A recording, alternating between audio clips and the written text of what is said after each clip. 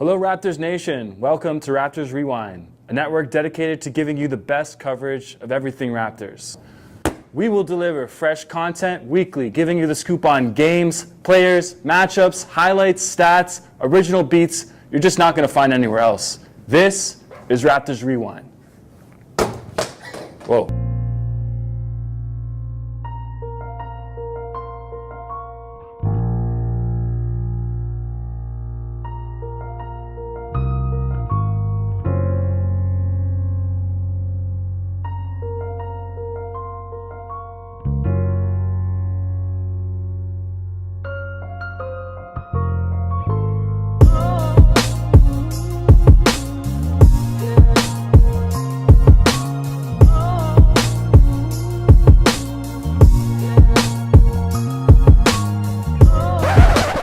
To Raptors Rewind, week number 1, where we look back on the first week and a half of the NBA season, looking at your boys, the Toronto Raptors.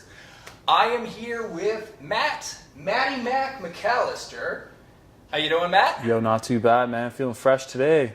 Looking fresh, too. Yeah, that's right. And, of course, I'm here with DJ Jazzy G. Grewal. How you doing, Jazz? Great. I've never scratched a vinyl before, but I'll take that name. Appreciate it. There you go. Him and Will Smith, like this. And I am your host, Tyler the Birdman, also a former rapper, Partridge. And we will be hosting Raptors Rewind this week. So, boys, we are 1.5 weeks in, 5 games into the season.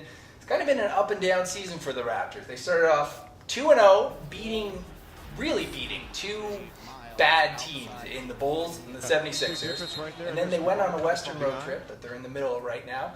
Dropped 2 to the San Antonio Spurs and Golden State Warriors, even though they were close. We'll get into that. And then they won a back-and-forth game against the young Lakers. So what do you guys think so far about the season, 5 games into it? Let's start with you, Matt. So far this season, I think as a Raptors fan, you're not overly disappointed on how things are going, sitting 3-2 after the first 5 games. You maybe wish that we could have squeezed out a win in San Antonio or Golden State. They were very close-fought games, especially more so the Golden State game when you were leading by 5 with 2 or 3 minutes left to go and see the Warriors close out on a 10-0 run. But I think that we're happy with what we're seeing from our younger guys like Pascal Siakam and Lucas Nogueira and Jakob Poeltl. Those guys, those big men, sure are feeding the ball. They're doing big-to-big passes. They're getting off the glass and getting some nice rebounds and some nice style of play that's just up and coming, and it makes you excited for Raptors basketball.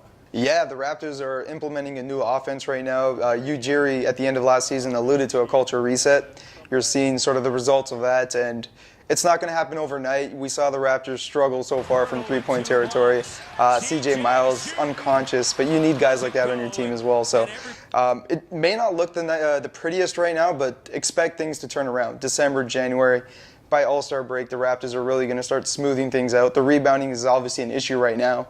Part of the reason, of course, is because of Jonas Valanciunas and the injury he's nursing right now. So you like to see the culture reset and sort of what Masai has been alluding to since last year, but don't expect things to kind of look smoother and offense to kind of become more seamless overnight. It's going to take a few months. It's going to take some trials and tribulations, essentially. So expect the Raptors to kind of pick things up, around January, December, when teams start to hit their stride.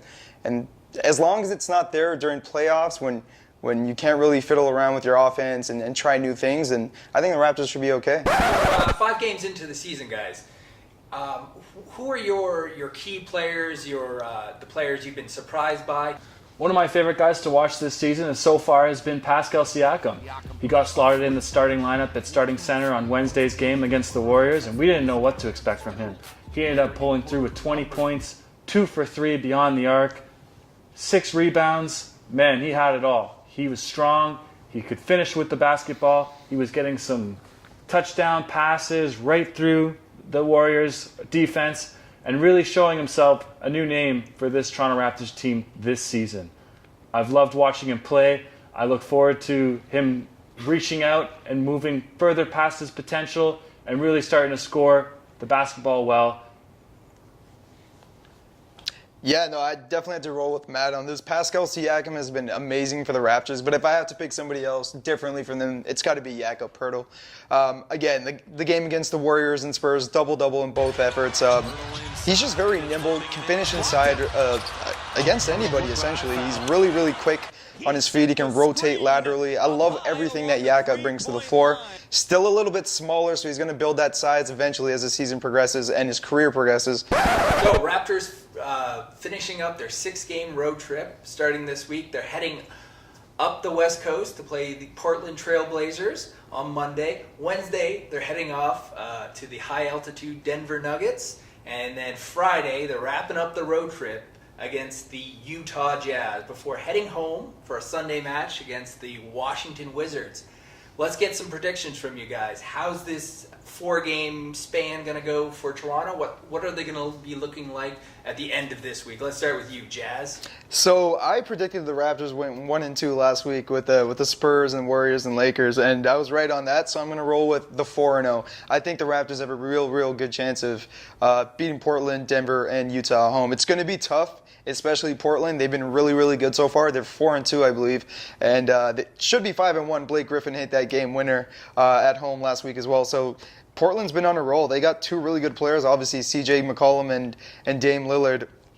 Those guys have been really good for their offense, and then you got Yusuf Nurkic and Aminu as well. So there's a lot of players on Portland that you got to worry about. And then you head over to the Denver Nuggets, and they've been playing pretty not good so far. And a lot of that has to do with the sort of gaping hole in the point guard position. Still kind of figuring out who's their point. Is it Moutier? Is it Murray? Are we just going to move forward with somebody else? Gary Harris maybe. So that might be one of the easier ones. Never say any game's easy on the road, especially on a West Coast trip in Denver, mind you. So I think the Raptors have a real good chance of. And then again, Utah, elite defense. You got Rudy Gobert.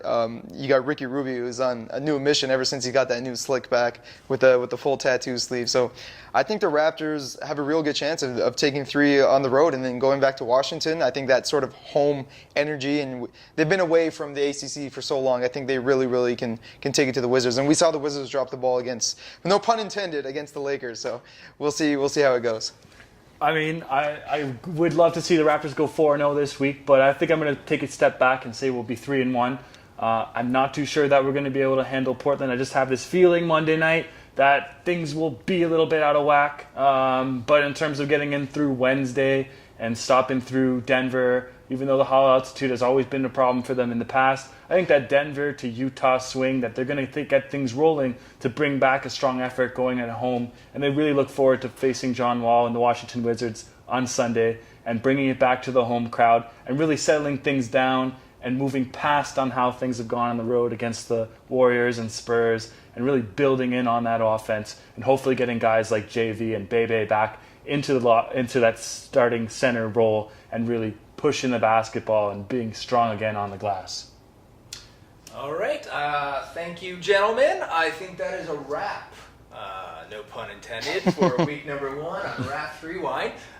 Thank you, Matty Mac and DJ Jazzy G. We will be back next week to hopefully highlight a 4-0 Raptor team. That's right. Let's do 4-0, baby. Thanks for tuning in to this week's episode of Raptors Rewind. If you liked what you saw, please like our videos and subscribe to Raptors Rewind on YouTube, Facebook, or follow us on Twitter. Tune in next week for another edition of Raptors Rewind.